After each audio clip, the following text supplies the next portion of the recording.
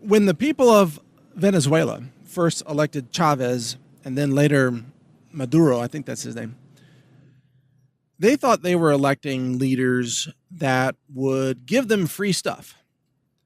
Now, I know that not all the people in Venezuela voted for those tyrants, but the majority did. And as a result, they're getting the collapse they deserve.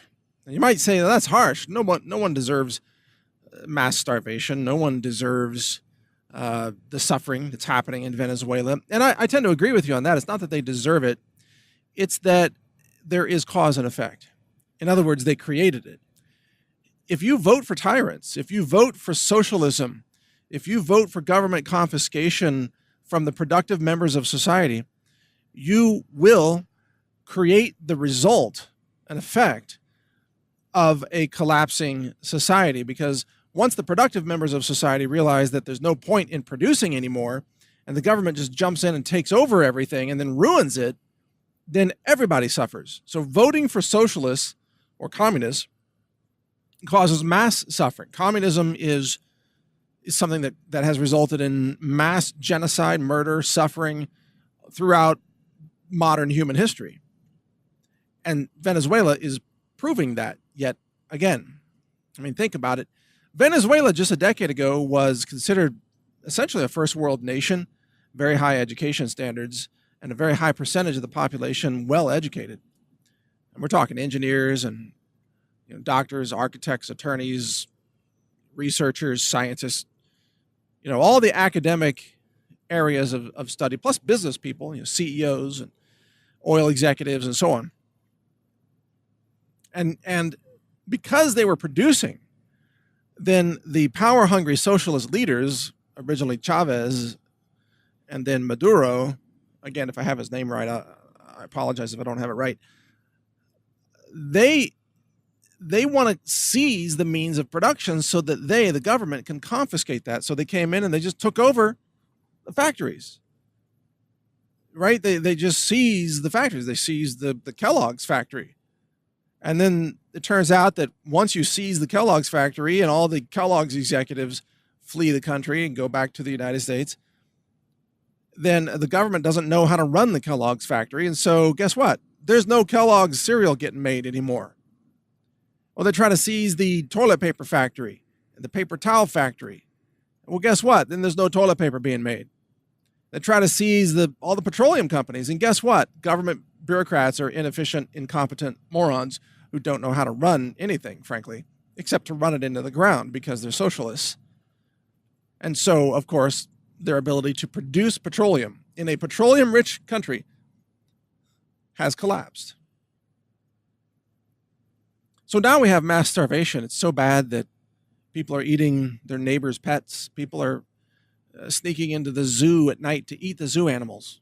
Yeah, literally, it's that bad. It's crazy. It's insane.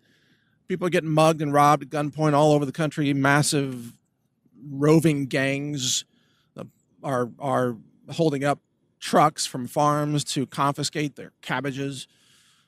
The police are totally corrupt. It's all gang warfare now. It's all breaking down.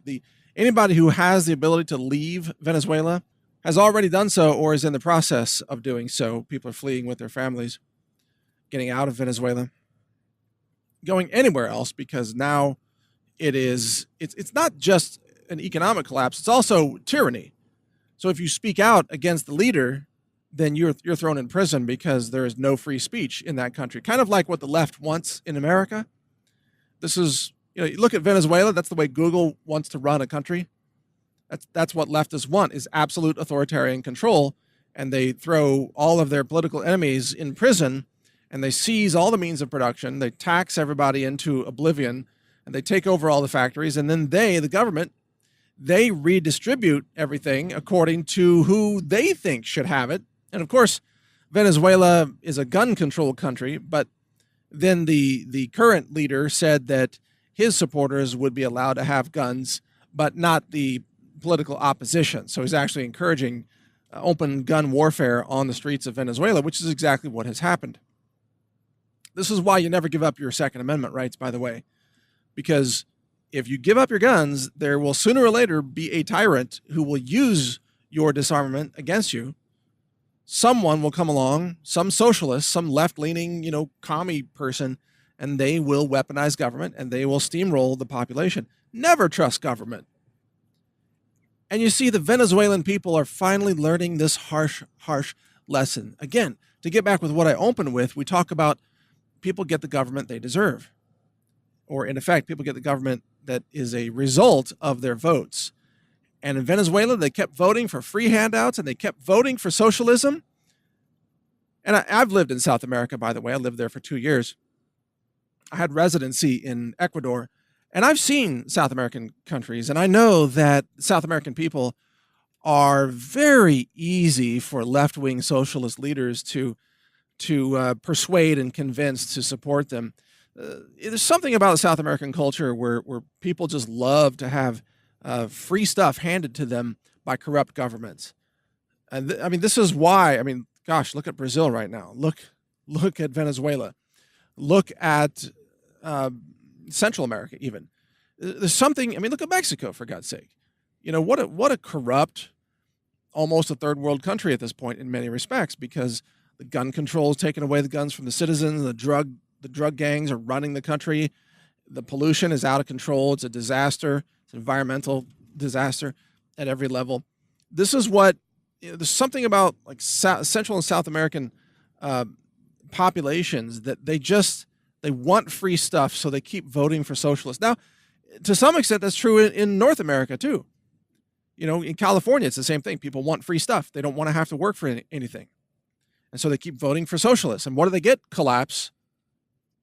So I guess it's not exclusively a Central and South America thing. It's also part of North America as well. There's something about the culture of, I think it's people who live in climates that are too easy, frankly. California is an easy climate. And in many ways, places in Central and South America are easy climates. And I think it makes people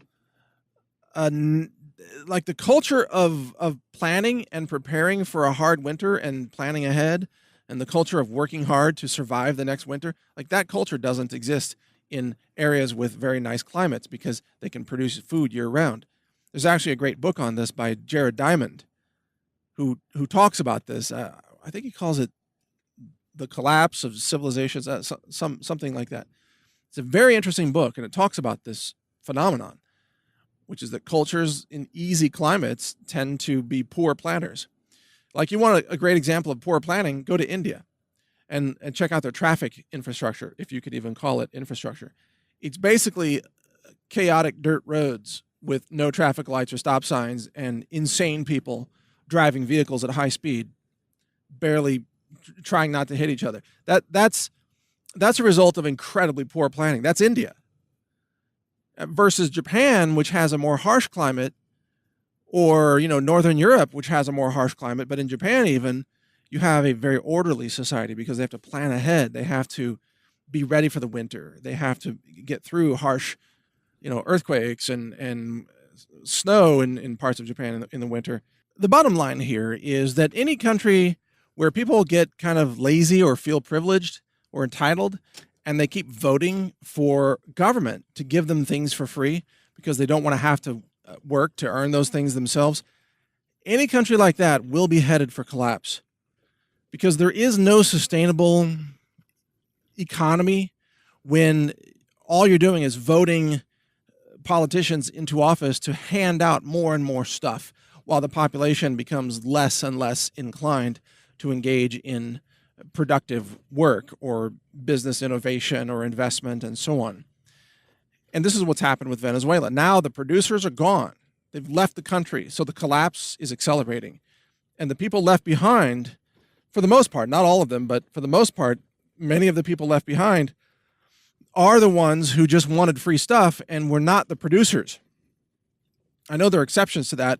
There are still some good people left behind who tried to earn money, but it got confiscated by the government and so on. There's a lot of victims in this, but there are also a lot of people in Venezuela who wanted free stuff, and they voted for free stuff. They voted for politicians to take away their liberties and take away their freedom and tell them how to live and hand them, government benefits and so on, because that's socialism, and socialism doesn't work. It's a fraud. And so when you vote for fraud, i.e., if you vote for left-wing politicians and you vote for socialists, you vote for communists, you're voting for fraud, and eventually the fraud catches up with you. And you end up living in the fraud that you created. And that is what's happening in Venezuela. The people really, they have to take at least partial responsibility, partial blame for what they've created. The same as we have to in America. This is why we're fighting so hard for liberty and freedom in America, because there's a huge number of Americans who are radical left-wing socialists, and they're trying to create the same kind of collapsed tyranny, authoritarian rule in America as we now see in Venezuela. And we're trying to stop that. So join us in that effort to stop the authoritarian left-wing radicals from taking over America, because they will destroy it, just like they've destroyed California, or at least the West Coast, and they've destroyed Chicago, and they've destroyed Washington, D.C. They want to utterly gut America and turn it into an authoritarian police state regime where they control everything and no one is allowed to produce anything without government permission, which is the same as Venezuela. And you're going to get a collapse. So keep all that in mind. Read my website, collapse.news. I've also got, of course, newstarget.com. Check them out. You'll learn a lot there. Check them every day, especially newstarget.com. We've got, half a dozen articles a day, maybe more depending on the day. Quite a bit there. Check it out. Thanks for listening. Mike Adams here, the Health Ranger.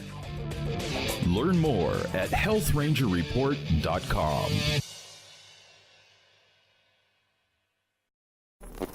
Thank you for watching. If you want to support our mission, visit us at healthrangerstore.com for the world's largest selection of lab-verified superfood and nutritional products for healthy living.